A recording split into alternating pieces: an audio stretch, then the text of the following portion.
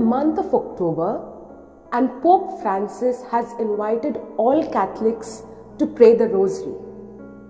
Now, I am no expert in the Rosary, but I do know that it is a very important Catholic devotion, and it is also a very strong asset we have in our prayer life. However, many a times we fail to devote ourselves to the Rosary. As young adults especially, we are so tied down with life that prayer tends to take a back seat. So if you have not been in the practice of praying the Rosary recently, here are 3 ways that you can incorporate the Rosary in your daily routine. The first way, if you find it challenging to say the entire Rosary at a stretch, what you can do is spread out the Rosary throughout your day.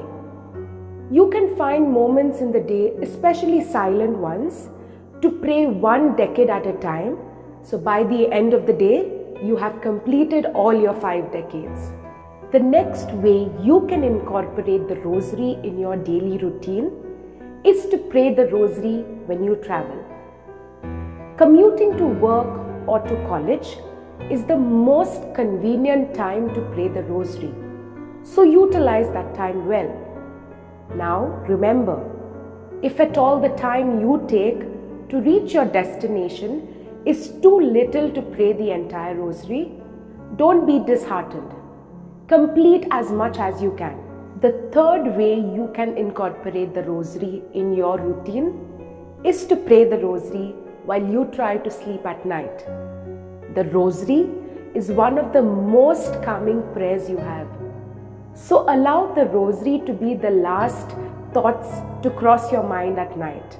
So these were just some of the ways in which we can incorporate the Rosary in our daily routine.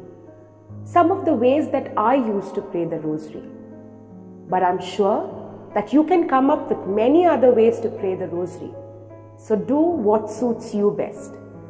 May you have a very fruitful month of the Holy Rosary.